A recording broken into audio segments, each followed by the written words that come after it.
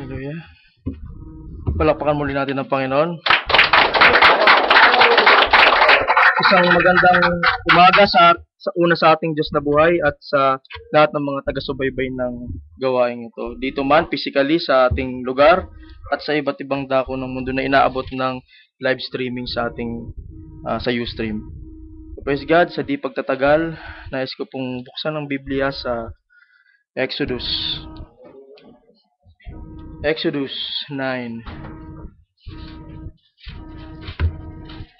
Exodus 9, kung natungayan niya, may isang maiksing verse lamang, mga kapatid. We all know the story behind dito sa babasahin natin. Basahin natin yung 9 verse 1. Ang sabi ng Biblia, Then the Lord said unto Moses, Go in unto Pharaoh, and tell him, Thus saith the Lord God of Hebrews, Let my people go, that they may serve me. Hallelujah! Dumudulog po kami sa iyo, Aman Diyos, sa isang mensahe na makabuluhan, Ama. Itinalaga mo ang araw na ito para kami mga tipo na ibigay sa iyo ang the best that we have. Here we are, Lord, with all the best that we can, Ama. We are offering you ourselves, we are offering you our time, our efforts, Lord God. Alam namin na ito ang hinihiling mo sa amin na huwag kalimutan ng mga pagtitipon at mga aralang kami. I-share namin ang mga kapahayagan na nagmumula sa iyo, Ama. This little servant of yours is not capable, is not well enough. Yung kanyang pananalita ay hindi sapat, subalit sa biyaya mo, he is able to present your word sa isang paraan na magiging kalugod-lugod sa iyo, Ama. O Lord God, gabayan mo at tayo nga makakapaninig at higit sa lahat ang pusong tatanggap, Ama. Magkaroon ng bukas na puso at isipang handang tumalima sa mga kapahayagan mo, Ama. Huwag kaming manangan sa mga bagay na makakarnal, kundi sa mga bagay na espiritual na malaya mong ibinibigay sa iglesia mo sa huling panahon, Ama. We thank you, Lord. We praise you. We glorify your holy name. May you bless us continuously. Ito po ang samot panalangin namin. In Jesus Christ's name, He Almighty we pray. Amen. Glory to God. We may all be seated, brothers and sisters.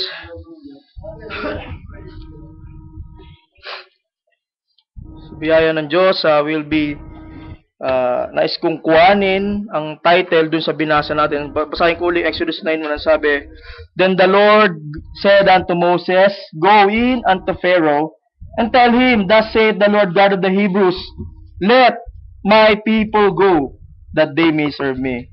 Nais kong pamagatan na ito ng Let my people go. Ito ay inspired ng message ng ating prophet na ang title is The Third Exodus. Actually, mga kapatid, kung babasahin niyo yung The Third Exodus, I was so inspired by that message. Kung babasahin niyo, medyo magkakaroon kayo ng konting kalituhan sa pagbabasa ninyo doon. Kasi, pinamagatan talaga ng propeta natin yung na Second Exodus. If you were going to read it, pinamagatan niyo yung the Second Exodus. And majority of the message, he was just teaching 2 Exoduses. Dalawa. Pero, bago siya magtapos, nagkaroon ng sudden twist. I don't know if maybe God suddenly make him realize na mayroon pang isang Exodus. So, kaya, nung kinagabihan, actually, itong message was preached June 30 of 1963, Sunday morning. Kinagabihan, may nagtanong sa kanya. Meron siyang message uli, kinagabihan. Ang title is Your Life Worthy of the Gospel. Nung pinipreach niya, may nagtanong, ano ba talaga, 2 o 3? So, doon niliwanag ng ating propeta na there are 3 Exodus. And the one we have right now is the Third Exodus. So, biyaya na Panginoon, aaralin natin yung 3 Exodus na ito. Because we are part of the Third Exodus. Do you believe that, brothers and sisters? At dahil parte tayo doon, kailangan tingnan din natin yung mga naunang 2. Because we believe that history repeats itself. May isang prominenteng tao sa UK, si Winston Churchill, sabi niya, A generation who doesn't know his history is bound to repeat it. We all know that we cannot do anything to prevent history. May mga lessons sa history. Pero kung ikaw ay nakikita mo, naunawaan mo yung mga naganap sa nakaraan, meron kang lessons na baon. Na kapag naharap ka uli doon sa ganung kalagayan, alam mo na yung gagawin mo. Ang problema sa iba, they see the history, pero para bang balik-tanaw na lang ang lahat, hindi nakikita yung mensahe na may application pala ito sa ating buhay na kinaroroonan. Maaaring siguro nga, iba na yung circumstansya, iba na yung kapaligiran, iba na yung taong gumaganap, Pero in essence, makikita mo na nauulit-ulit lang. I can remember something sabi sa Ecclesiastes, sabi niya sa Ecclesiastes, there is nothing new under the sun. Ecclesiastes, I cannot remember the exact verse, pero sabi ng sumulat, there is nothing new under the sun. Everything is just a repeat of what has happened. And actually, even Jesus Christ preached itong ganitong klaseng konsepto. Sabi niya, so as in the days of Noah, so shall it be at the coming of the Son of Man. So even our Lord believes that history repeats itself. Na ang mga bagay na nagaganap sa nakaraan ay isang lesson lamang. At mapalad ka kapatid kung ikaw yung tipo ng tao na mananampalataya na ipinapakita sa iyo ng Diyos yung mga patterns niya. Because the God we serve is a God of patterns. It's not working randomly. Hindi siya kumikilos ng chaotic na punong-puno ng kaguluhan. We see things na nangyari noon. These are types of what will happen. With the knowledge of the past, we are able to prepare ourselves not to repeat the same mistakes.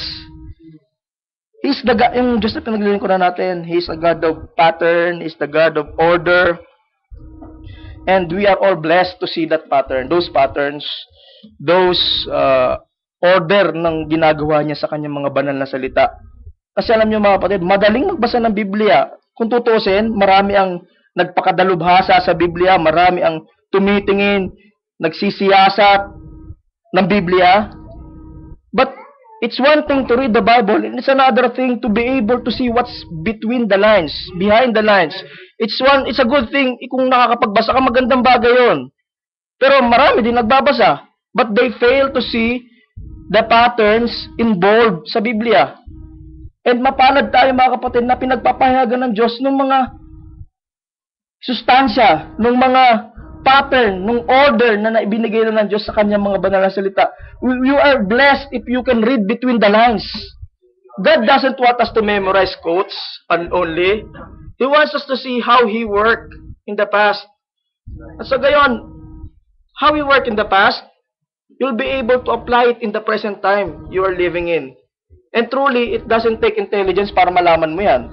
Hindi talino, hindi wisdom of men ang magdadala sa iyo sa kaunawaan ng mga patterns na ito.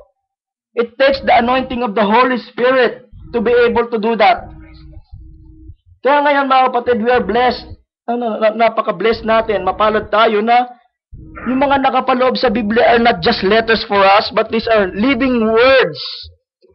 We see the effect of this. May sa buhay natin, meron itong impact sa buhay natin na hindi natin kaya ikaila. Makikita natin yung sustansya niya, yung buhay niya, na every time we read the Bible, we see ourselves in the living Word because we are part of the Word. So, nung binasa natin, alam natin yung kwento, inuutusan ng Diyos si Moses na pumunta kay Paraon, sabihin mo, ito, tell him, thus saith the Lord God of the Hebrews, let my people go. Yun yung title natin, let my people go, that they may serve me. So mga kapatid, yung sinabi ng Diyos kay Moses na, let my people go, that is the message of every Exodus. Let my people go, palayaan mo yung tao ko. Kasi yung mga tao ng Diyos, yung mga anak ng Diyos, naipit sila sa isang kalagayan na hindi naman talaga nila deserve. God is reserving us something. Alam niyo mga kapatid, ang Exodus is always a journey from something worse to the best. Yun ang Exodus palaging dinadala ng Diyos ang kanyang mga anak sa mabuti. So kapag may nangyayaring masama, huwag niyong expect na Diyos ang nagbigay noon. Dahil ang layunin ng Diyos is always mapabuti ang kanyang mga pinili. Ilagay tayo sa isang magandang kalagayan. Ilabas tayo dun sa kinalalagyan na hindi maganda. Alam niyo yung buhay natin, punong-puno ng, sabihin natin mga maliliit na Exodus. Yung kagaya ng patutukan ni Brother Julius, hindi ba isang Exodus na matatawag yung nag-Exodus ka mula sa bukid, papunta sa embassy? It's an Exodus. And it's also an Exodus within embassy, nalipat ka ng panibagong task, panibagong job, mula sa mainit, papunta sa isang malilim na trabaho. So it's another Exodus. Yung pinatutukan ni Brother Philip is another Exodus. Mag-Exodus siya from accommodation to this church. It's a small Exodus. Lahat tayo may nararanasang Exodus. Si Sister Cathy, may Exodus din gagawin. From bansang kinaroroonan niya ngayon, Singapore, she will be here once more with us. That's an Exodus. Si Brother Mario gustong ng Exodus. Gusto niya lumipat mula US. Ang ganda na ng buhay niyo doon. I'm sure of that. But he wants something else. He wants something better. Na hindi kayang ibigay ng US sa kanya. It's something na tanging salita lang ng Diyos, yung fellowship dito sa Qatar ang makapagbibigay. So yung gusto niya, isang maliit na Exodus din, from US to Qatar. So every time we have small Exoduses. Sana mapansin niyo yan. Pero itong tatalakayin nating Exodus, this is really not small Exodus, but great Exoduses throughout man's history. So every time, may kinaroroonan ng mga anak ng Diyos na hindi karapat-dapat sa Kanya. Kasi tayo mga anak ng Diyos, inilaan tayo ng Diyos para sa isang mabuting kalalagayan. Hindi tayo nilagay sa mundong ito para magdusa. Hindi tayo naririto para maghirap ng ganito. We are God's children. So kung may nakakapalooban man tayong hindi mabuti, God is preparing something for us. He prepares an Exodus away from that situation that you are in. Okay, here, God was appointing Moses. Sa pumutahe pa ron, sabihin mo, let my people go. That's a very tall order. Isipin mo, pupunta ka sa pinakamataas na tao sa Egypt. Boom, sasabihin mo sa kanya, palayain mo mga tao. It takes not an ordinary courage to do that. That's right. It takes the anointing of the Holy Ghost. It takes the anointing of God to be able for you to do that. Pupunta ka sa, isipin mo, pupunta ka sa hari. Hari, o kaya sa presidente ng Pilipinas at magre-request ka na, bigyan mo ako ng bahay. Something like that. It's something na hindi madali. Pero here God as a message. And this is the message for every Exodus. First Exodus, second Exodus, third Exodus. Let my people go. Palayain yung mga anak ng Diyos na kasalukuyang nabibihag. Ito yung mensahe ng Diyos kay Paraon sa mga panahon na yun. Patutunayan natin through the message and through the Bible na yan yung boses ng Diyos sa bawat Exodus. Let my people go. Definition. What is an Exodus? Hallelujah.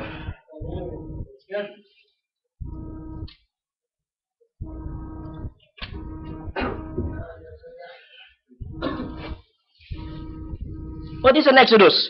According to our prophet, Exodus means brought out, called out, taken away from.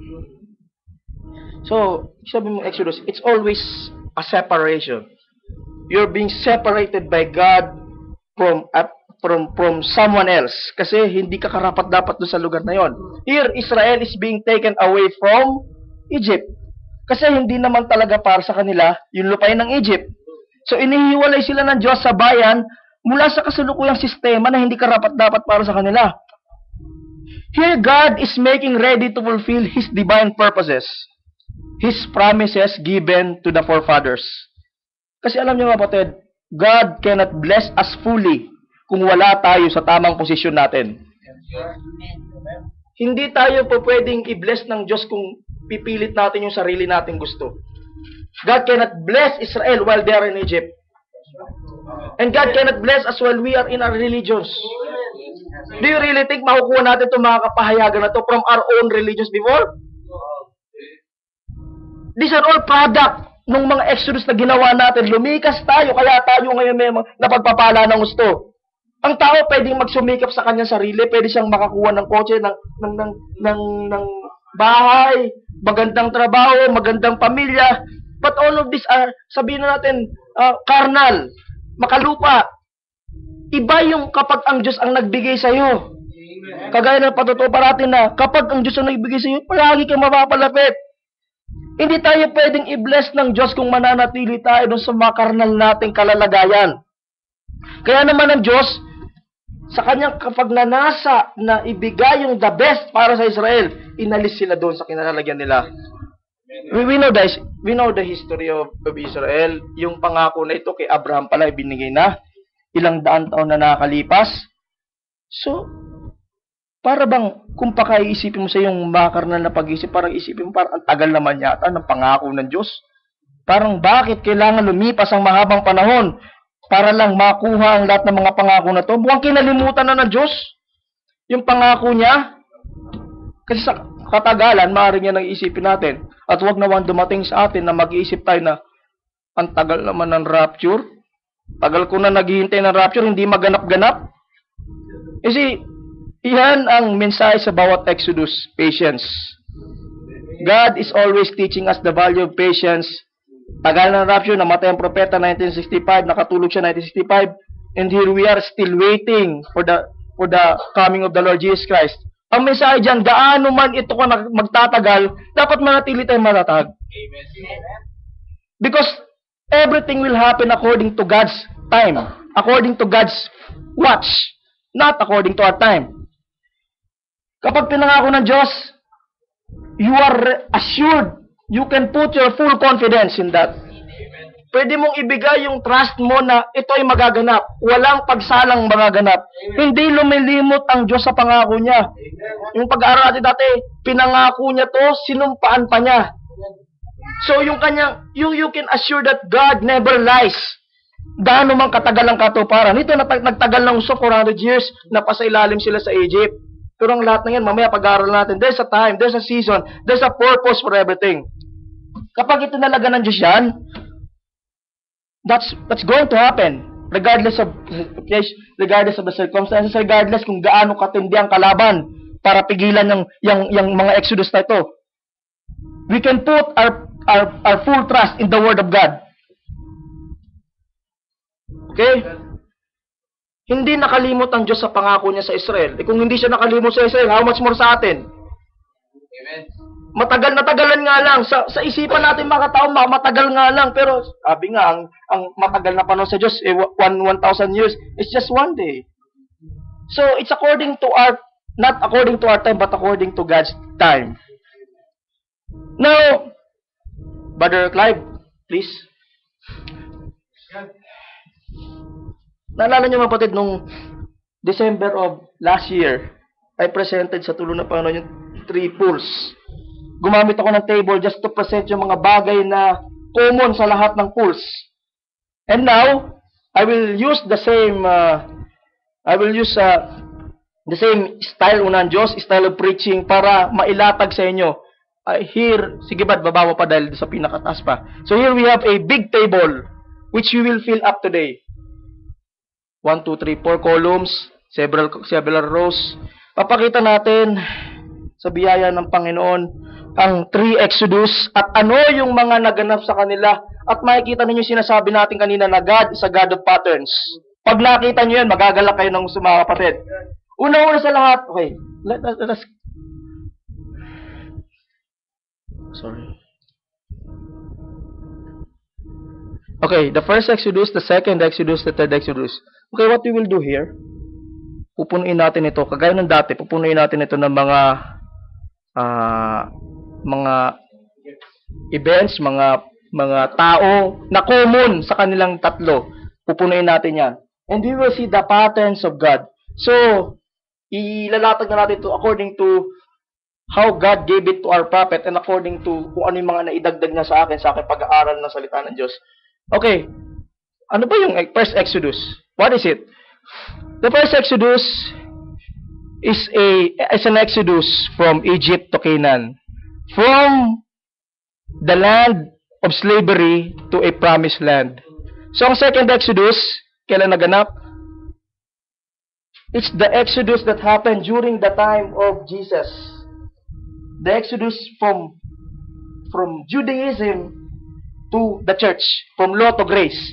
And the third Exodus, ito ay medyo mas malawak ang scope. Ang third Exodus is from denominationalism to being wife, and from the earthly body to the glorified body. So yan ang mga tatlong Exodus nating pag-aaralan ngayong araw. Ngayon, tingnan natin yung kalikasan ng mga Exodus na ito. The first Exodus is a physical one. From a physical land to another physical land. From Egypt to Canaan. The second Exodus is something that is spiritual. From law to grace. Wala kang makikita na lumikas yung mga tao sa panahon ni Jesus Christ ng literal. Papunta sa isang lugar, papunta sa isang lugar. It's a spiritual one. And the third Exodus is a combination of both.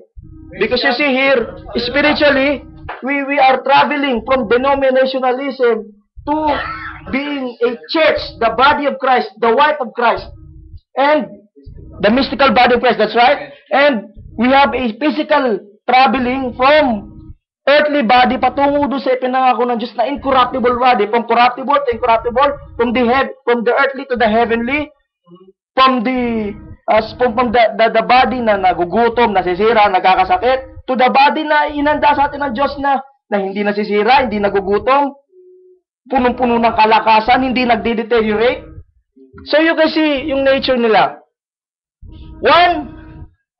The first one is physical, the second one is spiritual, the third one is both. God is perfect in three. Yung numerology ng ating Panginoon, 3. Perfection in 3. So you can see kaya nagkaroon ng tatlong Exodus sa kasaysayan ng tao. And we are part, praise be to God, nare-recognize ba ninyo na tayo ay parte na isa sa mga Exodus na ito? We are currently on that. Well, nagtagumpay na tayo dun sa denominationalism to being white. Praise be to God, sa Diyos mapunta ang kapurihan. Nagtagumpay tayo, nakalikas tayo. We are part of that Exodus, and that Exodus is still ongoing on right now.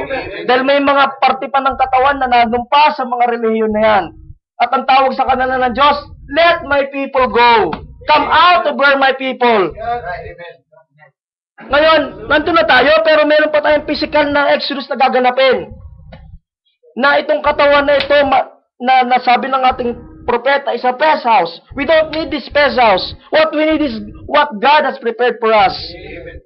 So yan yung ikatlong Exodus. One thing in common, it is God leading in all 3 Exodus. The same word of God that led Israel out of Egypt is the same word of God that led us away from law to grace. It's the same word of God that lead us from denominationalism to being what? From the earthly to the heavenly. Ngayon ang unang tanong dyan, why would God's people be out of the land in the first place? Kasi, anak tayo ng Diyos eh. Una, bakit mo iisip? Bakit sasabihin mo sarili mo? Bakit? Kailangan na yung mga Israel nasa Egypt? Kung grace naman pala ang patutunguhan ng second Exodus, bakit hindi na lang nilagay ng Diyos ang lahat sa grace? In the unang-una pa lang, bakit sana hindi na sana nagkaroon ng law? Kung being wife lang pala, sana noon pa, sinugo na ang propeta ng si Brother Branham para sana lahat tayo napaaga sa pagiging wife. You see, may tanong dito eh. Why would God's people be out of the land in the first place? Same question today. Why? Tanong natin dati. Why is Israel out of their promised land? Same question today. Why is the elect of God has to stay first in the religions, in the denominations? God gave us the Pentecost. He gave us the Holy Spirit. He gave us the Word. But why is people still bound in religions? Praise God. Una-una, bakit ba napadpad ang bayan ng Israel sa Egypt? Na alam natin yung kwento na kung paano sila napadpad sa Egypt. We know the story of Joseph. Unang-una si Joseph yung naging instrumento kaya sila nakatungtong ng Egypt eh. Joseph was a spiritual man. We know the story. He was being, his brothers are so jealous about him. Kasi spiritual siya, yung mga kapatid niya hindi makasunod sa kapahayagan na sa kanya. Yung mga dreams niya, mga visions niya. Ibig mo ba sabihin, kami rin ay luluhod sa harapan mo, kami din ay maglilingkod sa iyo? Here you can sense the jealousy in Joseph's brother. Kaya naman ang ginawa nila, they hated him without good cause. That's right. Pinagplanuhan nila si Joseph ng something evil na hindi naman deserve ni Joseph. They were jealous because God dealt with Joseph better and more than the rest of them. At isa pa, they were jealous because Joseph was being loved by his father. We know that Joseph is the perfect type of Jesus Christ. Nung itinapon nila, ginawa nila ng masama, sabihin natin, sinipaan nila palabas sa kanilang maliit na congregation, so to speak, si Joseph. Doon sila, yun yung naging susi, kaya sila napadpad sa Egypt. Same with what is happening with us. Nung sinipa ng mga iglesia, si Jesus Christ palabas ng iglesia, they rejected the same Joseph. They rejected Jesus in this church. Kaya naman ang mensahe sa panahon, come out of her, because you cannot expect Jesus Christ to go inside the church. Dahil sinisipa siya, hindi nyo maasahan na ang ating Panginoon ay papasok sa mga iglesyang ito. It must be individuals, exodus, out of their religions. The reason why churches nowadays are under slavery is because they kick Jesus away from the fellowship. They still think that Jesus is within their midst. Pero yun ay false sense na lang dahil wala na talaga sa kanilang iglesia ang Panginoong Jesucristo. Dahil sinipa nila through what? Through creeds, through dogmas, through traditions. They still think they are within the truth, but the truth is they are already deceived. Nagkaroon na sila ng delusion, strong delusion. Kaya naman sa Revelation 3, sabi ng Panginoon, behold, I stand in the door and knock. If any man hears my voice and open the door, I will come to him and sup with him. You see, ang pagtawag ngayon is individual na. You cannot expect Jesus Christ to enter the religions and convert them all. It must be people, individuals coming from religions, hearing the voice of God in the end time and going out of the religions. Yan ang gustong ginagawa ng Diyos. You see, mga kapatid, kaya napadpad ang Israel sa Egypt is because they kick Joseph, the spiritual. Kaya wala si Kristo because they kick him out of the churches. And the only way to get back to Christ is to go out. Let my people go. Yan ang pagtawag sa panahon ni Moses. Yan ang pagtawag sa panahon ni Jesus Christ. Yan ang pagtawag sa panahon natin ngayon. So you see, yung let my people go is actually similar to come out of her, my people, and be not partaker of her plagues. You can never have Christ or the Holy Ghost inside the religions, the man-made religions. So that is why kailangan magkaroon ng Exodus. It's not Jesus Christ who will have an exodus papunta sa church. It must be us that will have an exodus away from what we are right now. Ano yung sinabi ng Biblia sa atin? We are a pilgrim. We are a stranger in the land. We have no continuing city. We are looking for that city whose maker and builder is God. Yan ang destinasyon natin. Yan ang kaya tayo may present exodus. Dahil gusto tayong dalhin ng Diyos mula sa kasalukuyang kinaroroonan natin patungo sa mabuting kalalagayan na inilaan niya sa mga pinili niya. So God is a God that love every son. You see mga kapatid, alam niyo mga kapatid, the purpose of every Exodus, first, second, third, is separation. Before judgment comes, kailangan ma-separate muna yung mga pinili. Kung uhusgahan ng Diyos ang Egypt at nasa loob ang Israel, that would be unfair. Because may pangako ang Diyos sa Israel eh. Kaya naman, hindi po pwedeng bumuhos ang wrath ng Diyos sa mundong ito. Because the Exodus is still ongoing. God calls for an Exodus, and this Exodus is bring us to our rightful place. Praise God.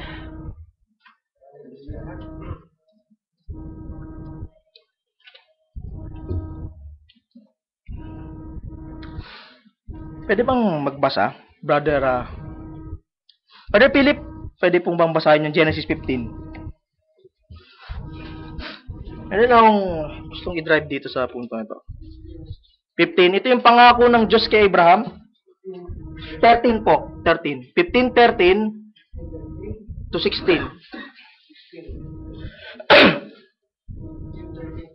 And he said unto Abraham, know of a surety that thy seed shall be a stranger in a land that is not theirs, and shall serve them, and they shall afflict them 400 years.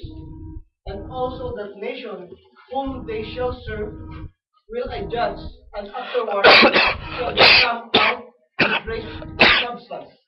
And thou shalt go to thy fathers in peace, thou shalt be buried in the good old age. But in the fourth generation they shall come bitter again, for the iniquity of Amorites is not yet. Okay, praise God. Thank you, Bud. Bago pa pala nangyari yung lahat, pinaunawa na kay Abraham. Hallelujah. Bago pa naganap yung Exodus, may mga elected people, may elected person to see what will happen. Ito yung prophecy. Yung prophecy is, ito siya madaling unawain. Prophecy, itong bayan mo, mawawala sila sa lugar na ito. Because Abraham at that time was already in Canaan. Okay, mawawala sila sa lugar na ito. Pupunta sila sa isang bayan. Magiging stranger sila doon for 400 years. They have to stay there for 400 years. And after 400, and walang nangyayari to, mamamatay. Sabi ng Diyos, mamamatay si Abraham in a good old age. Sabi niya, but in the fourth generation, paglipas ng 400 years, sa fourth generation, tandaan niyo yung mga numbers ng Diyos. Kanina, God is perfect in 3. Itong number 4 na ito, meron to significance. Okay, mamaya. But in the fourth generation, darating uli, babalik sila dito sa lugar na ipinangako ng Diyos. Pero habang hindi nagaganap yung fullness ng iniquity ng mga Amorites, walang mangyayaring Exodus. So yung ganun kasimple yung prophecy.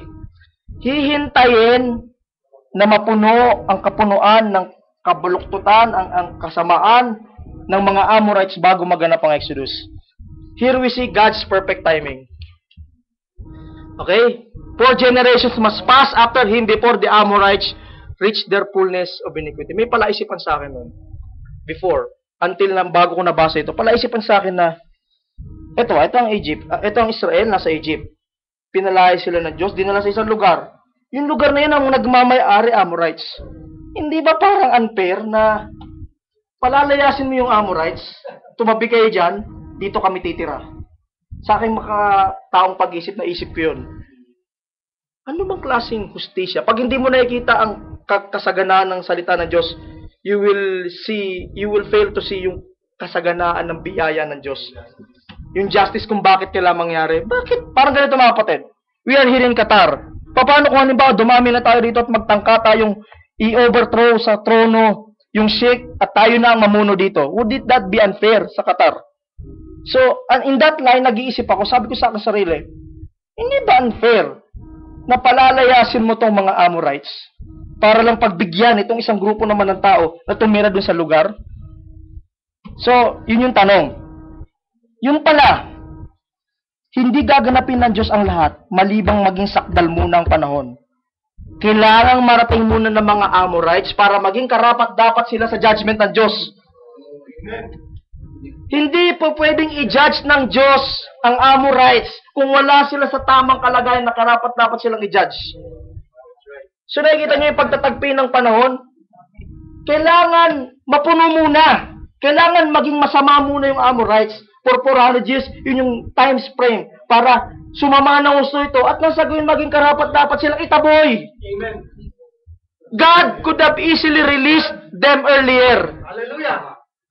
But 400 years, agal naman nun. Kung Diyos lang ang pakikilusin natin, 1 year lang, matagal na. Kung sa Diyos lang, pero hindi kasi, magiging unfair naman kasi sa mga Amorites eh. Palalayasin mo sila, i-judge mo sila na papapatay mo sila, wala naman silang ginagawang masama. Kasi, ito ang justisya ng Diyos. Kaya sila tinaboy, kaya sila pinalikas, kaya pinagpapatay ang mga Amorites because they're worthy of it. That's right. Amen. It would be of timing naman. Kung uhusgahan mo yung mga Amorites, palalayasin mo sila, wala naman pala silang ginagawang masama. Kikita niyo yung kasaganaan ng biyaya ng Diyos. Ngayon ko lang, actually, while doing this message, nung ko lang naintindihan, yung paano nagtatagpi-tagpi yung mga pangyayari. You think that God forgets His promise for 100 years, pero meron palang side story na hinihintay lang ng Diyos maganap para matupad niya yung pangako niya. Hallelujah. Mga kapatid, Hintayin nyo lang na marating ng Antichrist yung iniquity. Fullness of iniquity. Tapos ang Exodus na ito. Tapos ang Exodus na ito. Lahat tayo lilikas. Hintayin nyo lang na mapuno yan. Unti-unti na napupuno. Nakikita nyo sana yan, mga kapatid. Kailangan dumating yung 4 generations bago isugo ang isang Moses to deliver them. We see, yung iniquity, yung kasamaan ng barometer ng Diyos to make the Exodus, to fulfill the Exodus, to execute an Exodus. Yun yung tinitingnan niya. Kapag napuno na yung iniquity, then an Exodus will happen. Tingnan niyo mga kapatid, bago naganap yung Exodus, the Amorites has the full rights to claim, this is our land. Pero pag naganap ang Exodus, they have no more rights to claim the land. The religions can claim that they are true, they are right. Pero pag naganap ang Exodus, only one church can claim that he is right. That she is right. It's one thing to claim that you are right. Marami nagsasabi sila ang tama. But wait till this Exodus gets finished. Makikita nila kung sino ang totoo. Pwede nila i-claim na sila ang totoo, pero pag natapos ang Exodus na ito, lahat sila ay mapapahiya. Mapapahiya sila sa kanilang claim dahil isa lang naman ang tunay na iglesia ng Diyos. Maaaring ngayon, we will not be able to convince them that we are right. Yung mga Amorites, they can claim their land as long as they want. But God gave this land to Israel, and nobody can take that away from them. If God gave you something, claim it, sa yan. If God gave you the promise of rapture, claim it, sa yan. No other church can claim it. Pwede nila pag-aralan ng rapture, so okay, pag-aralan nila. But this is not something na pwedeng ibigay sa kanila Diyos just because pinag-aralan nila. Inilisahan nila ng Diyos ang rapture for the Exodus people only. And we are proud to be those Exodus people at this time. God knows who is His own. They can claim na we are of the Father. We are of God. They can go on as long as they want. But God knows His own. Now, every Exodus will not be complete. It will not take place without the main prophet of every Exodus as a main prophet. And if you want to become part of the Exodus, you have to recognize the main prophet first. You have to see His vindication. Kailangan sumunod ka sa Kanya. You cannot become part of the Exodus without recognizing the prophet of your age. For the first Exodus, we all know him, Moses. Si Moses, inutusan siya ng Diyos. Pumunta ka doon, sabi mo, palayain ng mga tao ko. And Israel could not have participated in the Exodus if they do not trust Moses. The second Exodus, the main prophet is Jesus. Well, pero bago si Jesus, meron muna isang prophet na nagpakilala kay Jesus. It was John. Tama? But the main prophet na nagdala from law to grace is the prophet of all prophets. Amen. The Son of God, the Son of Man. It is no less than Jesus, the Word Himself. And for the third Exodus, we all know Him. Sino pwede magsabi kung sino siya? William Branham. Siya yung ginamit ng Diyos to lead us from denominationalism to our current situation as wife. And He will lead us also from the earthly to the glorified. How? Patay na siya, wala na siya. But the message lives on. Amen. It's only the messenger na nawala, but the message He brought us is still alive. Amen. And no one can take part of every Exodus. First, second, third, if you don't know the prophet of your age. Amen. You can claim that you are the true church, okay? Go ahead. Pero kung hindi mo kilala siya, kung hindi mo siya masusundan, hindi mo ma-recognize yung boses ng Diyos through the prophet, then, anong saysay ng pagsunod mo? This prophet is the voice of the last age. Behold, the bridegroom cometh, go ye out to meet him. See what happened to the Jews?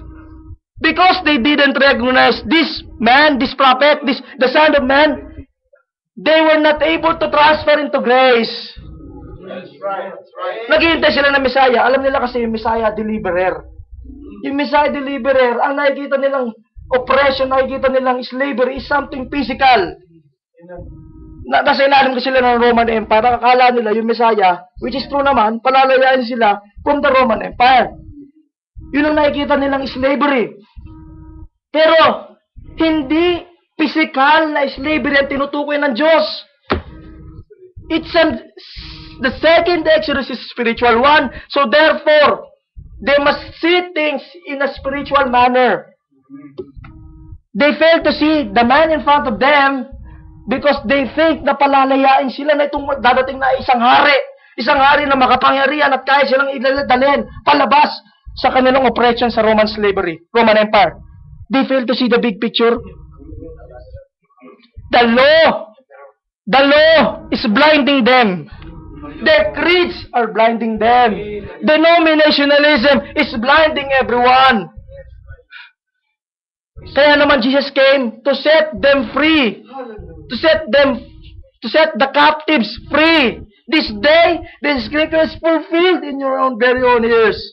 To set the captives free. Because what? They are slave to the law. Our prophet came us to free us from denominationalism. But the churches are blinded to see that. At sasabihin nila, he is a cult leader. Kulto yan, kulto. They say that this man is a false prophet. Masubukan nyo na mga kapatid mag-research sa internet. Patungkol kay Brother Branham, you can see yung mga against, you can see mga for Brother Branham and against Brother Branham. And you will see, magsasawa kayo sa kakatingin ng mga nagsasabi na ito daw isang false prophet. And you will see different points na sasabihin nila. Nagkamali siya sa propesiya na to. Hindi tama yung kanyang aral na ito. Na siya pala isang bulaang propeta. See, you can expect that because even Jesus was treated that way. Tinato siya ng ganun eh. Beelzebub daw siya. You see, brothers and sisters, so there is a main prophet for every age. Glory to God. And all these messengers have one common shout. Let my people go. Amen. One major hindrance sa mga tao kung unready sila natanggapin yung message of the hour. Message of the time. Yung mga Pharisees, mga Sadducees, masyado silang nag-stick sa law. Hindi handa yung puso nila na tanggapin yung inihahain ng ating Panginoon. Their unreadiness hindered them from receiving the Exodus. Ngayon, I want sa tulong na to point something. Pansinin niyo itong tatlo na to. Their ministry is limited for a certain period of time only. Hindi nila natapos yung Exodus. Tingnan niyo yung tatlo na yan. That's right. Moses was not able to reach Canaan. May namatay siya in the wilderness. And someone else followed him. Hindi ko na naisulat. I failed to put another row para sa main successor. His successor was Joshua. So as I was with Moses, so shall I be with you. So limited lang yung time ni Moses. He was the main prophet, pero gustong patunayan ng Diyos. Wala sa propeta yan. The Exodus will still take place even if the man goes away. Because it's not the man behind the Exodus, it's about God in the Exodus. Jesus, tutukuyin kong Jesus dito is the Son of Man ministry. As naging saglit lang na panahon, 3.5 years. Pero I want to make this clear that because he is still behind. Kahit na nawala na siya, he's still behind everything that is happening. But I want to point out, yung tinutukoy kong limited point of time is the Son of Man ministry. So he ascended into heaven, at yung mga pumalit sa kanya, 11 apostles plus some other apostles, and the main prophet of God, who is Paul. O main apostle, disciple of Jesus, which is Paul. Siya nagpatuloy ng kanyang ministry. And we know Brother Branham, he lived only until 1965. But even though he died, he passed away.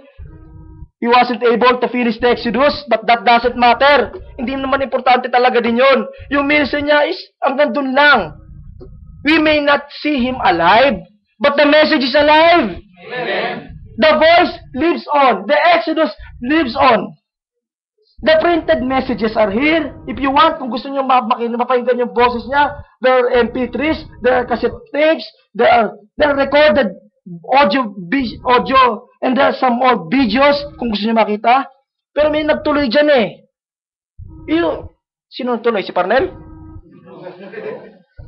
The fivefold ministry ang nagpatuloy. Sila yung inatasan ng Diyos. So as I was with Brother Branham, so shall I be with the fivefold ministry. Yung fivefold ministry, hindi man natapos si Brother Branham. He was able to bring us he was able to deliver message, pero siya man ay naghihintay ng glorified body. But then there are group of elected people, the fivefold ministry, who will continue his message. So mawala man si Moses, mawala man ang Son of Man ministry, mawala man si Brother Branham, it doesn't matter because the message lives on. Amen. Glory to God. Praise God. Hallelujah. Maraming patterns mga kapatid, marami pa to. One thing more sa mga propeta na yan. They all have a special birth and a special childhood. Praise God. Amen. Moses was born during the time na nasa ilalim ng Egypt ang Israel. At dahil pa pinapapatay ni Pero lahat, dahil ang takot kasi ni Pero, baka pag dumating ang time, makipagsabuatan itong Israel sa mga kalaban nila. So ayaw niya mangyari yun, kaya dapat papatayin lahat ng mga bata. Ito, si Moses, yung kanyang nanay, tinago siya sa isang basket at pinaanod sa Nile River. At napulot ito. Sa dami-dami ng pwedeng makapulot, yung pang taga Malacanang, so to speak, yung pang taga White House ang nakakita. Yung royal family pa ang nakapulot. Yung pang-ibig sabihin pala ng Moses is draw out of the water, kasi kinuha siya sa water, pinaanod. Is he a very special child? At lumaki ito si Moses, not anymore sa piling ng mga Israelites, but sa piling ng mga Egyptians. And God did that on purpose. He had a very special birth and a very special childhood. Jesus was also born in the time of persecution. Parehas ni Moses, na pinapapatay ang mga tao ang mga bata, ang mga sanggol during the time of Moses. Ganun ni kay Jesus. Itinakas siya ng Diyos. Papunta saan? Egypt din. Nakita niyo yung sa Egypt nagpupuntahan. So again, in Egypt, itinakas siya ng mga magulang niya. And we know, wala naman talaga masyado nakasulat about Jesus' childhood. But we know, sabi ng Biblia, the child grew and waxed in spirit, filled with wisdom and grace of God was upon him. So we know na lumaki siya ng maayos sa biyaya ng Panginoon, biyaya ng Diyos. And alam natin yung isang insidente sa kanyang buhay na naligaw yung kanyang, na hinahanap siya ng mga magulang niya, na doon pala siya kasama ng mga high priest, at siya nakikipagdiskusyon. And kitang-kita yung wisdom of God, even at a young age. So, yun yung special childhood. And now, even this man here has a very special childhood. At birth, alam niyo ba nung pinanganak ang ating propeta, 2 araw daw, merong pillar of fire na nakalutang sa ibabaw ng crib ng ating propeta for 2 days. At alam ko, nung pinapanganak siya, there was a great light that filled the room. And at the age of 7, habang naglalaro, nasa labas, a voice speak to him. Sabi ng voice, don't ever smoke or drink or defile your body in any way, for there will be a work for you to do when you get older. Sa takot niya, tumakbo siya. Sinabi niya sa nanay niya, pero nanay niya hindi masyadong maintindihan yun. So, at a very young age, Brother Branham was being reserved by God, kagaya nila Moses at ang Panginoong Jesucristo. Ang pamilya ng ating propeta is not spiritual. Meron siyang lasenggong tatay, at minsan out of peer pressure na sinusubukan niyang uminom o kaya manigarilyo, pero every time na gagawin niya yon, he hears the sound of the wind na pinapaalala sa kanya yung pangako, yung utos na wag niyang i-defile yung body niya. And he always feels the presence of an unseen being. At 14 years old siya, na-aksidente siya, nabaril siya sa kanyang leg during a hunting activity. Nung siya ay dinala sa emergency, he lost so much blood, and he was able to see visions of Hades and heaven. And he screamed for mercy. Pinagkalooban pa siya ng Diyos ng isa pang panibagong pagkakataon to protect his gift, to protect the ministry, to preserve his life. At 16, alam niyo yung kwento, at 16, ang ating propeta, humahangos, tumatakbo pabalik ng bahay. Mami, may nakita ko. Mayroong 16 na lalaki na matay. Nahulog sila sa Ohio Bridge. Nangalunod silang lahat. You know what is so strange about that vision? There is no Ohio Bridge existing at that time. Walang Ohio Bridge, pero ang ating propeta may nakita, may nahulog sa Ohio Bridge na namatay. 22 years after, kinustruct yung Ohio Bridge. Nagkaroon ng Ohio flood, may mga nangamatay. True to the vision of our prophecy. And in June of 1933, he was baptizing converts in the Ohio River. Maraming naging saksi na yung pillar of fire muling nagbalik.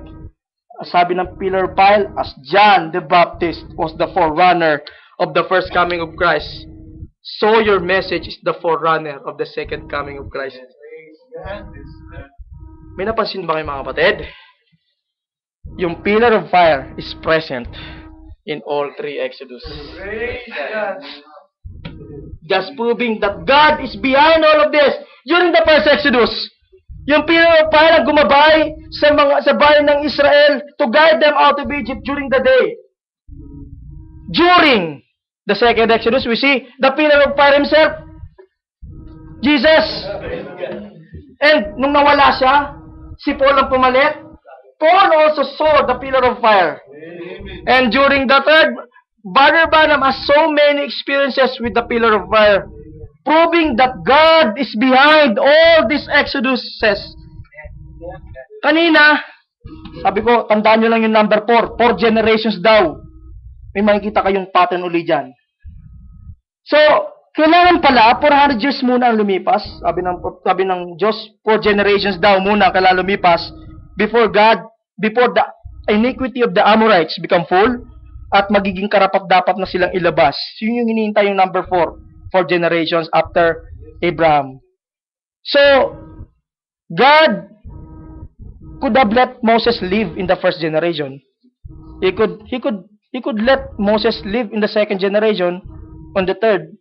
Pero God assigned, He knows the perfect timing of everything. Pinabayaan niyang ipanganak ang propetang Moses sa ika-4 na generation. God has a plan for Moses. And this number 4 is common to all Exodus. Look at the third Exodus. Our prophet came in the fourth generation of living creatures.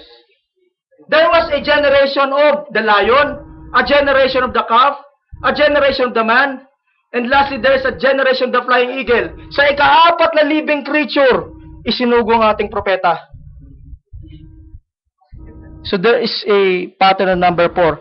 And 400 years nasa ilalim ng Egypt ang Israel. And you can see also that 400 years, yung intertestamental period from law to grace. May sabi nila 400 silent years na walang propeta from Malakay to John the Baptist.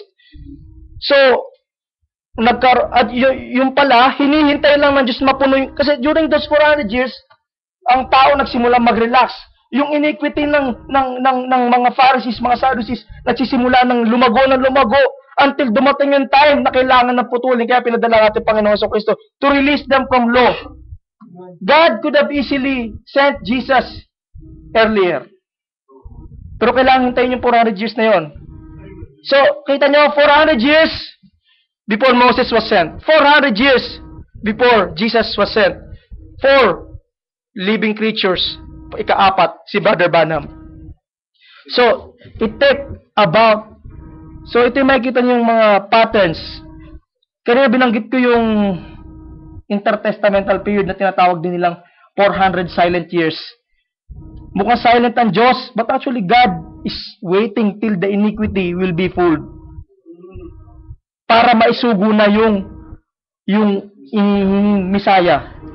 There has been no prophet for 400 years. Kagaya din nito, there had been no visible action ng Diyos sa Israel. for 400 years. So yun ang mga patterns. And meron pang isang pattern sa tatlong ano na yan. Kailan nag-pick yung mga ministry nila? Moses ministry pick nung binigay sa kanya yung law, the Ten Commandments. Jesus ministry pick nung ialay niya yung buhay niya sa krus. Brother Branham pick kailan? Nung ibinigay sa kanya yung seals. Tatanungin ko sa'yo, saan nangyari yung pagbibigay ng Ten Commandments? Saan nangyari pagbibigay ng pag-alay ng buhay? Saan nangyari yung lahat yan ay bundok? God is always accomplishing His purposes on top of a mountain. Moses, the Ten Commandments was given in Mount Sinai. Jesus offered His life in Mount Calvary.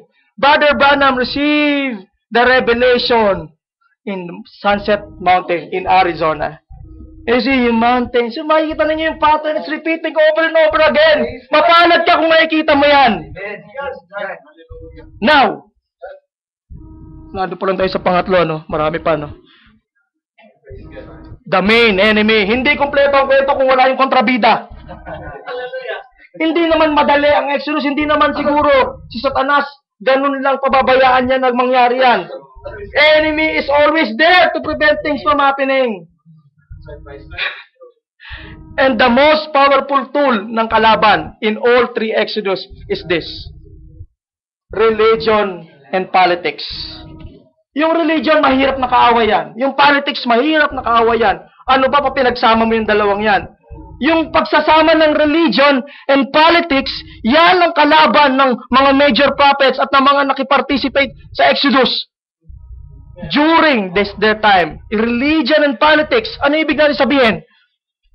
Pharaoh was the head of the politics ng Egypt. But at the same time, he's the head also of the religious activity sa Egypt. Okay? In the second Exodus, the Pharisees and the Sadducees, ang isang sapo dyan si Caiaphas, na nakipagsabwatan sa Roman Empire. Again, religion and politics. Religion, the Pharisees and the Sadducees. Politics, yung Roman Empire. Nakipagsabwatan para pabagsakin ng ating Panginoong Jesucristo. You see, religion and politics is there. Nakikipaglaban. And sa ating panahon, religion and politics, the Antichrist. You can see kapag nagsama ng forces yung religion and politics, merong matinding away, matinding battle between good and evil. Every time na may gagawin ng Diyos, the enemy is always there to prevent the Exodus from happening. Most people are being fooled by this Antichrist.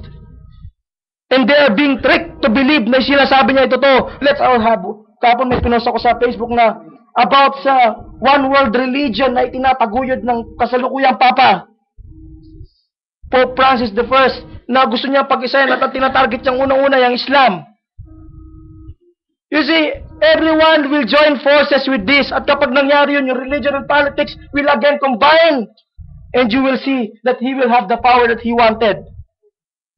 Pero huwag niyong kalilimutan na habang lumalakas si Paraon, habang yung kapangyarihan niya nangingibabaw, habang nangingibabaw ang kapangyarihan ng mga Pariseo, habang nangingibabaw ang kapangyarihan ng Antikristo, God is vindicating all these prophets to combat the evil of their days. So habang nagpapakalakas si Paraon, ang Diyos naman ay inihahanda si Moses sa wilderness. Tinitrain na siya para makalaban ang Paraon. And you know, God is in Jesus. That's why He was able to fight the evil of His day, Pharisees and Sadducees. And Brother Branham was being prepared to give us messages na kaya nating lumaban spiritually sa Antichrist. So the prophet has a political system. God has a spiritual system. Nowadays mga kapatid, churches are focusing on how to expand, paano palalaguin yung kanilang intellectual power at yung kanilang political power. You will see churches na nakikiisa sa politika, nagiging involved masyado sa politics. Same here. Yan ang nangyayari ngayon. Nagiging involved masyado ang mga churches sa politics. Pag nagkaharap itong dalawang ito, you can expect a showdown. A showdown. A showdown. Because there's always a showdown, there's always a battle between God and Satan. And God always uses men, special men, to deliver His message for the Exoduses. Ngayon nakikita ninyo na may, dahil sa mga to, dahil sa mga yan, nabulag ang tao sa panahon nila. Ito siya, daming pinakitang miracles, ang daming pinakitang signs ni Moses, nagbigay pa ng mga 10 plagues, pero nanatiling bulag ang mga Egypt. Ito sa inyo mga yon, binigay ng Diyos para gisingin sana sila, pero nanatili silang bulag. They were not able to see God's movement. Ang totoo niyan, hindi nila nakita yung mga nangyayari ginagawa ni Moses na nasa likod niya si ano, at hindi na ng mga, may mga langaw na puno ng langaw, yung tubig na gindugo, yung mga firstborn na ngamatay, mga palaka.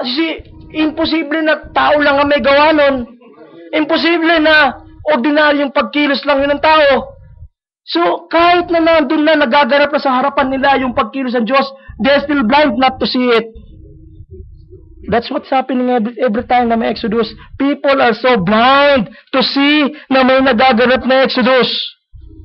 Itong mga Egyptians na to, nakuha pa nilang habulin yung Israel hanggang sa Red Sea. Hindi sila natakot na yung Diyos ang nasa likod nila. Nasa likod ng Israel, sorry. They were not able to see because they are blinded. Because they are not elected. Si Abraham, several years before ipinakita na sa kanya. Why? Because he's elected. He's able to see God's plan ahead. Yung mga Egyptian naman, nandun na. Sa present situation nila, hindi pa nila makita. Si mga kapatid, yan ang sitwasyon natin ngayon. Nangyayari na, nandyan na. Sa harap-harapan, pero walang nakikita. Same as with the time of Jesus. This day, the scriptures fulfill in your very own ears. Hindi nila makita na yun na yung katuparan. Na yung kalat nila, yung pinipersecute nila, is the very Messiah himself. You see, yan ang pattern sa first, second, third.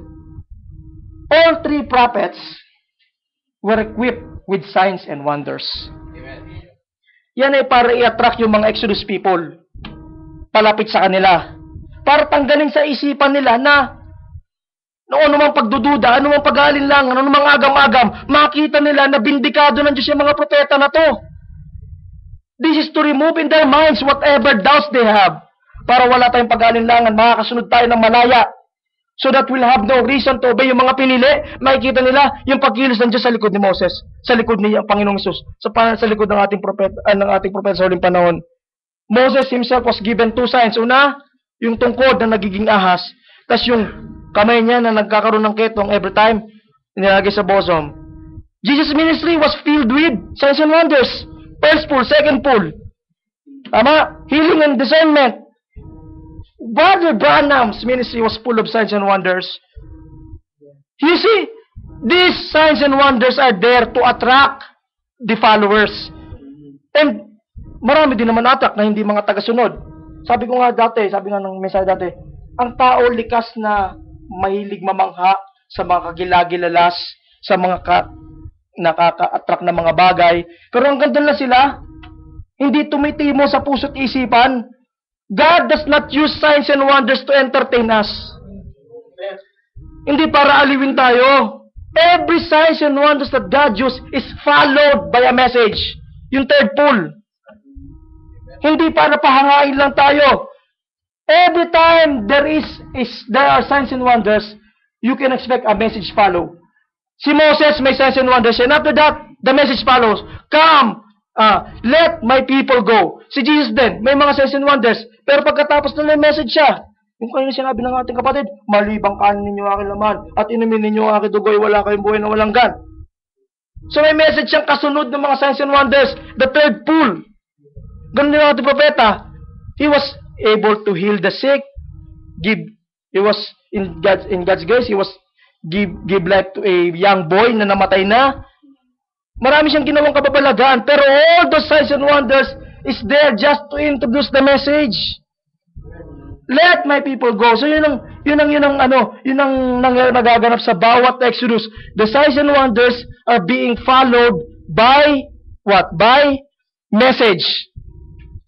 Pero ang problema, ang tao nakukulong dun sa signs and wonders. Hindi na nila nakukuhang umadvance pa ng konti, tanggapin yung mensahe ng huling panahon. Hanggang doon na sila sa signs and wonders. The problem with signs and wonders, they can easily be impersonated. That brings me to my next point. The impersonators. Every Exodus has impersonators. Jannes, the false anointed ones. Sila yung mga mukhang tunay, mukhang totoo, pero kapag sinuri mo, teka lang, may mali. Panahon ni si Jannes at si Jambres. Yung signs si Jannes at si Jambres, kamukhang-kamukha ng signs ni Moses. This is what the devil is doing exactly. He's trying to copy, to imitate whatever God is doing so that the elect will be deceived if it were possible. He will try to prevent the Exodus from happening. Kaya may mga impersonator. Pero kung anong itinalaga ng Diyos, hindi mahadlangan niyan kahit napakagaling pa ng mga impersonator. The second Exodus has a lot of impersonators. Ang isang impersonator, marami tayong pwedeng basahin, pero balikan natin yung sa Acts 19. Acts 19, yung 7 sons of Siva. Isang example, the 7 sons of Siva. Kung anong ginawa ng 7 sons of Siva. 19:13. Exodus 19 to 13. Datapwat ilan sa mga Hudyong pagala-gala na nagsisipaglayas ng masamang espiritu ay nagsipangahas sambitin ang pangalan ng Panginoong Hesus. Yung mga Hudyong pagala-gala, sinasambit nila yung Panginoong Hesus. Sa may mga masamang espiritu na nagsisipagsabi, ipamanhik ko sa inyo sa pamamagitan ng Hesus na inyong ipangaral na siyang pinangaral ni Pablo. At may 7 anak na lalaki ang isang Siba na Hudyo. Iisang pangulong saserdote na nagsigawa nito. At sumagot ang masamang espiritu at sa kanya sinabi, nakikilala ko si Jesus at nakikilala ko si Pablo. Then what, sino kayo? So mga impersonators, ito mga kapatid, kaya nilang gagayahin nila yung ginagawa ng mga apostol. Pero sabi nung kahit yung mga kilala sila, kilala ko si Pablo, kilala ko ang Panginoong Jesucristo, pero sino kayo? See, these are impersonators. Every Exodus has an impersonator. Acts 8. Yung di natin babasahin si Simon the Sorcerer. He tried to give money to Peter so that he will be able to imitate the power that is in Peter. Humihingi siya ng pera para mabigyan siya ng Holy Ghost na magpapadaling din na may mga sakit. Si Simon the Sorcerer. Kasi mga kapatid, na yan ang nagaganap sa bawat Exodus. Always there are impersonators. Praise God. At sa ating panahon, there are false prophets and false Christ. Nakatuparan ng Matthew 24:24 na there shall arise false prophets and false Christ, and they will deceive the very elect if it were possible. So these false prophets and false Christ will try to imitate the real thing. Lumitaw yung gaya nila Wilde Almeida, nila Benny Hinn, na ginagaya pilit ang ating propeta sa huling panahon. But all their impersonations are carnal. They won't produce the real thing. Pero dahil mabulaklak sila sa pananalita, dahil sila ay matalino sa pagdiskurso, sa pagdiskusyon, marami silang mapapaniwala. Maraming maniniwala sa kanilang nais iparating. Subalit, gaano man ka nakakasilaw, mayroong grupo ng tao na kahit magkamukha yan, they will still differentiate. Alam nila kung sino ang sino, kung alin ang alin. Malalaman kung sino ang totoo at sino hindi. They will still see the difference kahit na mukhang magkamukha. Kaya pinag-iingat tayo na beware of false prophets. They come inside churches unaware. Kaya nga, meron 30 minutes silence in heaven para wag makapanggambala, walang impersonation sa mga pinili ng Diyos.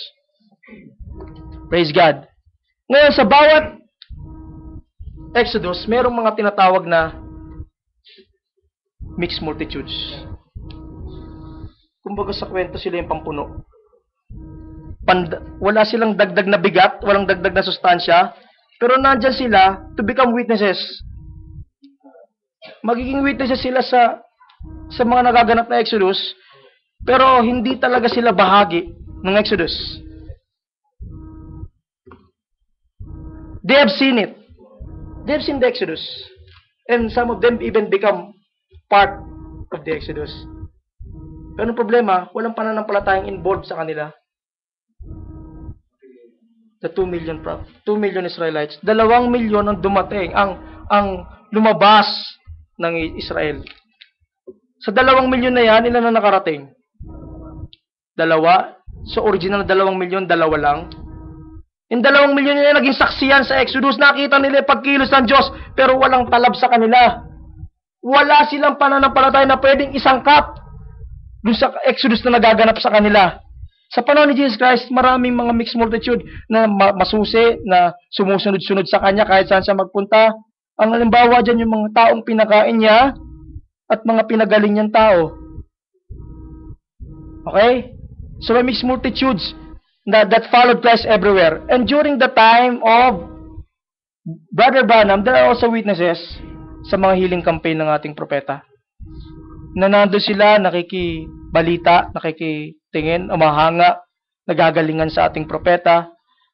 Pero nung i-deliver na ng propeta yung mga mensahe ng huling panahon, masakit na sa kanila, and they were not able to follow the message of the end time. So you will see these mixed multitudes every time na mayroong Exodus. Okay? Isa pang grupo ng tao na present sa tatlong yan ay ang mga make-believers. Ang pinagkaiba lang ng sila yung mga napabilang sa Exodus, napabilang sa congregation, pero ang totoo niyan, they are not true believers. Nandyan sila, nagmumukha silang tunay, pero ang layunin nila, sila ay hindi talaga mga tunay na pananampalataya dahil wala silang binhi in the first place. Babasahin ko mga kapatid yung nangyari kay Korah, Dathan, Abiram during the first Exodus. Number 16, sabayan niyo mga kapatid.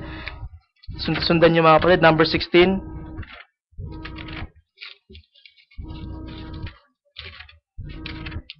Number 16, 1 to 3.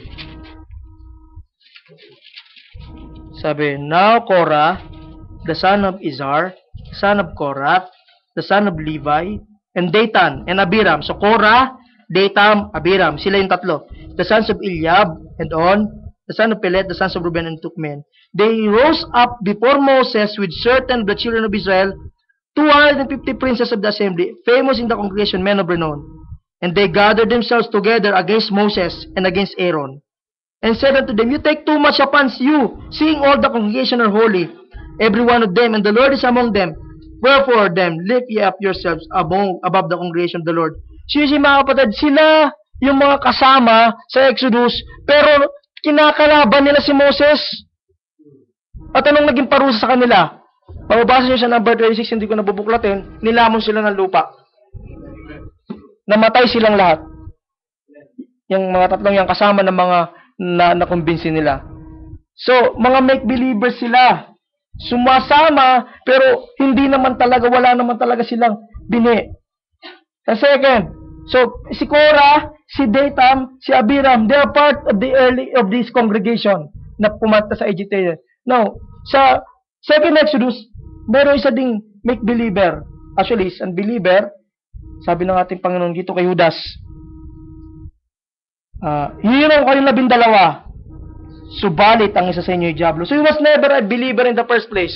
Nakikisali lang siya sa Exodus na yan. Sa second ng Exodus, yung mga tinatawag ng propeta na ordinary churchgoers. Gusto kong basahin yung sa mensahe ng propeta na 3 kinds of believers. Sabi niya, I want to talk on 3 kinds of believers. And I've often made a statement, I thought. Well, I just believe I'll preach on it one more this afternoon. I thought that. The first is believers. Make believers. And unbelievers. Now, that is quite a subject. But as sure as we sit here tonight, that group always gathered together. Yung palang tatlong ito, yung pang ating kasama, magkakasama. Whenever the people gather, we find this group, and always have found them. And we probably always will have them until the coming of the Lord. So there will always be church goers na kasama ng mga pinili. Nandito din sila nakikisali. Pero the truth is, church goers lang sila. Wala sa puso nila yung kanilang ginagawa. Sabi nga ng propeta, malakas pong malakpak yung mga yan. Malakas mag-amen, mag-hallelujah. Pero ang totoo yan, they were never believers in the first place. Now, isa pang klase ng, actually, iriripan lang natin ng konti. Meron pang isang klase ng believer dito sa bawat Exodus 10. Yung mga tinatawag nating borderline believers. Ang pinagkaiba nila rito, ito kasi make believers, talagang wala silang bini in the first place. Yung mga borderline, sila yung tinutukoy ng Hebrews 6 na nakalasap ng anointing. Nalasap nila for a certain period of time, pero for some reasons, hindi sila makatuloy. So, nakuha yung kaibahan. Yung borderline believer yung tinutukoy ng Hebrews 6 na they were able to nakalasap sila ng kapangyarihan na mula sa taas. Na foretaste, that's the right term. They foretaste. Meron silang tinanggap, pinaniwalaan nila yan, and they were so serious about that. At naging tunay silang believers for a period of time. They were part of the Exodus initially, but their heart were soon diverted away. For some reasons, they were not able to continue. Merong hangganan, may limitasyon yung paninilbihan nila sa Diyos. At ang borderline believers ito is present in all three Exodus. Sino-sino sila? Sa first Exodus, nandiyan yung 10 spies. Remember, pinili sila ni Joshua to survey the land. Ibig sabihin, mga true believers sa mga yan. Moses, okay. Pinadala sila to survey the land. Actually, they believe na para sa kanila yung lupain eh. Naniniwala sila dun eh. Pero problem is, nung nakita nila yung mga higante, natakot na sila, nawala bigla sa kanila yung pananampalataya. Pasamantala, naniwala sila na tunay yung pangako ng Diyos, but they were not able to fully believe it, to fully accept it. At hindi lang yun mga kapatid, yung espiritu ng 10 spies, nakahawak sa iba. Na-discourage yung ibang tao dahil dyan sa mga borderline believers, dahil sa 10 spies na yan. Hindi nila naituloy yung kanilang paninilbihan. Because they're only borderline believers. Nakalasap lang sila. And during the time of Jesus, we can find yung kanina sa exhortation, yung sa John 6, the borderline disciples. Tinawag silang disipulo ng Biblia. So, ibig sabihin, sumusunod sila. Tinawag silang disipulo eh. Mga disipulo sila ni Kristo. Pero nung nagsimula ng mga aral ng Panginoon na matitigas, asan sila? Umalis. Hindi nila makuha yung kanilang pagiging disipulo as a limit. Like the 10 spies. Hanggang dyan lang. When Christ started preaching hard, these borderline believers started to backslide. And during our times, we have the borderline message followers. They are the ones who heard the message. They are the ones who accepted the message. Sumunod, nakatanggap. Naniwala naman sila kay Brother Branham eh. Pero for some reason, hindi sila nakapagpatuloy. Bibigyan ko ng mga halimbawa. May mga naniniwalang mananampalataya sa ulit panahon na ang 7th seal daw ay hindi pa bukas. Borderline believer. May mga naniniwala na yung 7 thunders daw ay hindi pa revealed. Borderline believers. Kasi naniwala sila na yung 6 na bukas na eh. Pero pagdating sa ikapito, wala. They are borderline believers. May mga naniniwala kay Brother Branham, pero ang problema, naniniwala sila na may kasunod pa si Brother Branham. Like Parnell. At may mga believers na initially natanggap yung message. They were able to accept message. Pero dahil sa kanilang sariling talino, nakabuo sila ng mga doktrina. Third coming. Two souls doctrine. Ano sila? Borderline believers. At meron ding mga klase ng believers na Pagdating sa written word, tanggap na tanggap. Pero pag pinag-usapan ng revelation, hindi na nila kaya. Ano sila? Borderline believers. They can accept the written word, but not the unwritten word. They are the borderline believers. Hallelujah. They are borderline believers. Ano pa yung, may isa pa akong runa natitira. Sino sila? Sino yung tingin yung kulang? May kulang. Sila yung, nakakalimutan natin yung mga true believers. Sila yung produkto ng Exodus. Yung Exodus kaya magaganap dahil sa kanila. The true elect will stay strong until the Exodus. Kung hindi kinaya ng 10 spies na magpatuloy, kung hindi kinaya ng borderline disciples na magpatuloy, kung ito mga message para sa iyo magpatuloy, may mga true believers that will stay true until the end. Mananatili silang matatag hanggang sa kawakasan ng mga Exodus na yan. Bagamat mahirap ang Exodus, mananatili silang matatag. They are the true reason kaya may Exodus.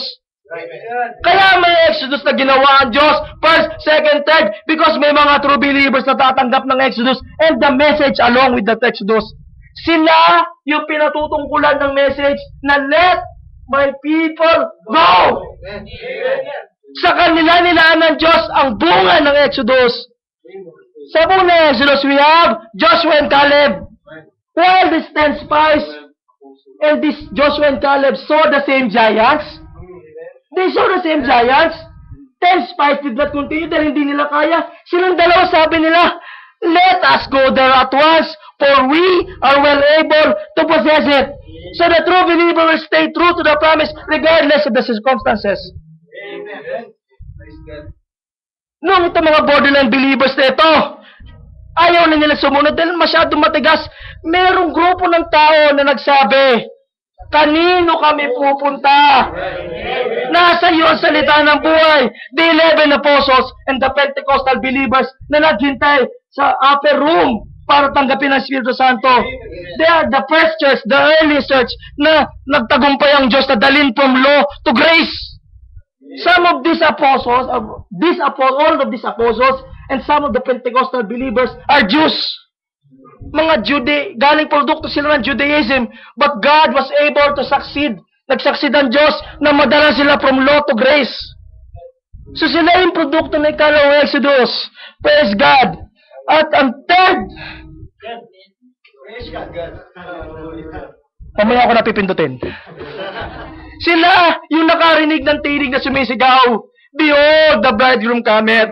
Go ye out to meet him. Sila yung tunay na mga pinili sa huling panahon. Sila yung buong tapang na lumabas sa mga religions. Kahit na ang ibig sabihin nun, kakalabanin nila mga mahal nila sa buhay. Sila yung nanatiling matatag sa kabila ng persecution. Walang nagsabi ng first, second, third Exodus ay madali. Sila yung naging matatag sa kabila ng lahat. Kagaya ni Joshua at Caleb na naging matatag sa kabila ng lahat. Sila yung nakatingin sa pangako. Sila yung nakikinabang sa spiritual na biyaya na galing sa Diyos. Sila yung pinagpahayagan ng Diyos ng mga kapayagan from eternity to eternity. Sila yung nakakaunawa ng misteryo kahit na hindi nakasulat. Sila yung dahilan kaya isinugo ang mensahero sa huling panahon. Sila yung tinutukoy ng Malakay 4:5-6 na, behold, I will send you Elijah. He will turn the hearts. Sila yung hearts of the children to the parents of the children, lest I smite the word with the curse. Sila yung tumanggap ng buong salita, written and unwritten. Sila ay walang iba kundi ang asawa ng ating Panginoong Kristo. Please rise, brothers and sisters. Praise God. Please rise, brothers and sisters. Glory to God. Kasi makita ulit. Hanapin yung sarili nyo. Sige, Bad. Paki-close na lang. Thank you, Bad. Praise God. Sila yung produkto ng Exodus. Mga kapatid, the Exodus is ongoing. The Exodus is going on. Let us continue hanggang sa marating natin yung dulo ng Exodus. Praise God. Let us all pray. Oh Lord God, We praise you, Lord. We glorify you sa kadakilaan ng biyaya mo sa mensahe ng huling panahon. We recognize that we are part of that Exodus. We are part of the third Exodus. Salamat kami, Lord, pinakita mo yung mga patterns mo at hindi kami nagiging bulag para wag maming makita yung mga inihanda mo sa amin. There were Exoduses in the past. Hindi sila nananatiling history lang sa amin. They are alive in our hearts, nananatiling baon namin hanggang sa kawakasan. Salamat sa iyo, O Diyos. Guide us in this Exodus kung paano ginabayan mo sila Moses. Ginabayan mo ang Panginoong Jesus. Ginabayan mo ang propeta ng huling panahon. We ask for that same guidance. Lead us in this Exodus. Lead us until that point na makukuha na namin ang katawang inihanda mo sa amin. We will not rest until we find. We will not be comfortable sa kinaroroonan namin hanggang sa hindi namin nakukuha yan. Magkakasakit kami, malulungkot pa rin kami, magkakaroon pa rin kami ng kapigatian dahil nandito kami sa place na ito. Pero inihintay namin yung produkto ng huling Exodus. We want that glorified body, O God. Kaya naman, O Lord God, dalhin mo na kami dyan. We believe the message of the end time. We believe that you sent a prophet and now we are holding on to the message of that prophet. We recognize the voice in the end time. Please, O Lord God, send thy Holy Son to redeem us from this earth. We believe that you are in the midst. You are in us. You lead Israel out of Egypt. You lead these 11 apostles and the believers out of Judaism. And you are leading us. You led us away from denominationalism. And we know, God, with all of our hearts we believe that you are leading us towards our glorified body. We thank you, Lord. Wala po kami kayang ibalik sa iyo kundi ang pinakamatatas na papurit pagsamba. In Jesus Christ's name we pray. Amen.